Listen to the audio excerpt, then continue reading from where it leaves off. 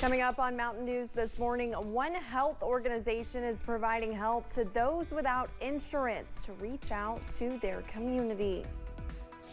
And Kentucky is bringing in a railroad, just not the kind you expect. Dedicated to Eastern and Southern Kentucky, this is WYMT Mountain News This Morning.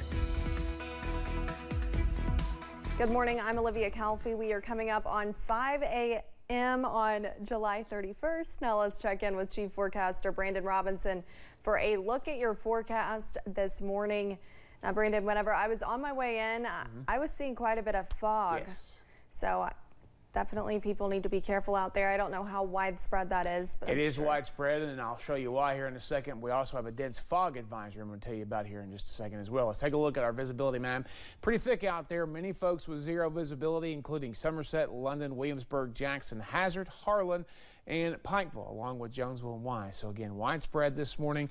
The dense fog advisory goes until 9. Does not include Southwest Virginia, which probably needs to there over in Lee and Wise counties for sure. And then again, it's most of Eastern and Southern Kentucky, so be aware of that. Now, some of those northern counties in the Big Sandy, like up toward the Mountain Parkway, not included. But again, the fog is not as dense up there, at least not yet.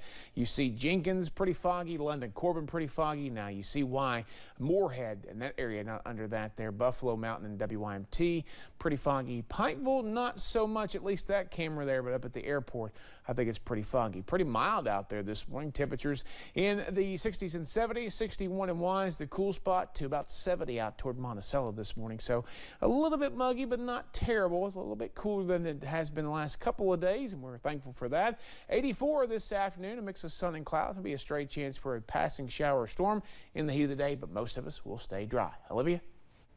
Thank you, Brandon. The Central Appalachia Health Wagon wrapped up yesterday, and WYMT's RJ Johnson spoke to officials about why events like this make a difference.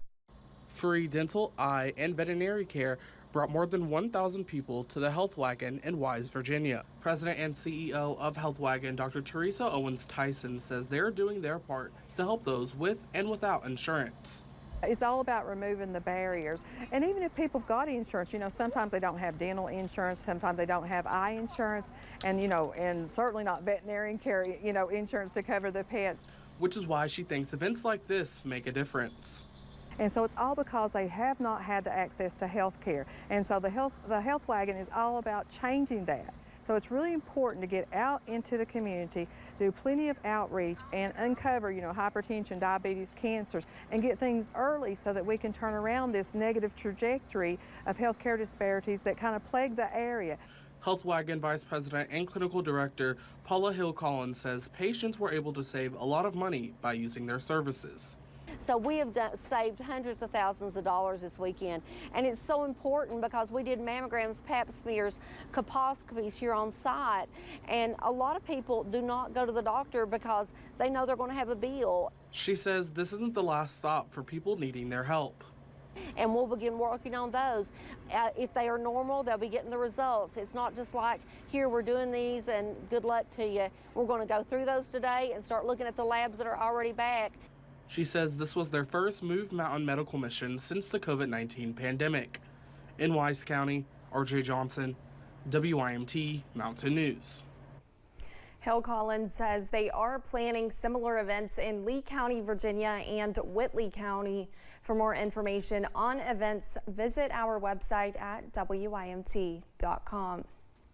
There's a new way to explore Kentucky's uniqueness via railroad. In Woodford County, you can now pedal your way to the Kentucky River. Rel Explorers starts at Bluegrass Railroad Museum in Versailles. Then you pedal 5 miles down to Young's High Bridge. It spans more than 1,500 feet across the Kentucky River. The return trip makes it a total of 10 miles, soaking in the beauty of horse farms and limestone cliffs. It's actually very easy. People are concerned that 10 miles sounds like a lot, but there's an incredible electric assist on every one of these vehicles that makes the journey effortless. The tour even displays a distillery and other bourbon makers. You can make reservations online at relexplorers.net. With the anniversary of the deadly Eastern Kentucky floods being last week, some roadways are still finalizing repairs. Flooding can cause substantial damage to roadways, especially those already with issues on the shoulders of the roads. If water pools on roadways, it can seep into the pavement, weakening the base of the road. Too much water remaining on the surface or the base of the roadway will lead to cracks, potholes, and pavement failure.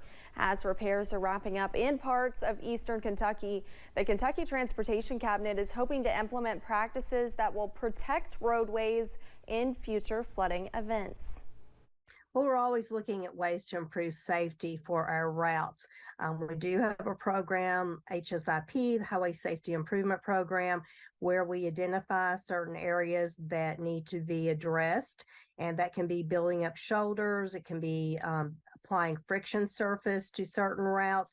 Different things can be implemented to improve with the type of situation where you do have ponding water or a tendency for motorists to hydroplane. For more information about the Highway Safety Improvement Program, you can visit the Kentucky Transportation Cabinet website.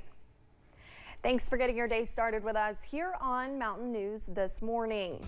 Coming up, one veteran turned to farming after their years of service. And we're heading for the last day of July on a fairly nice note, but that break will not last long. I'll tell you about our next rain chances in about 3 minutes.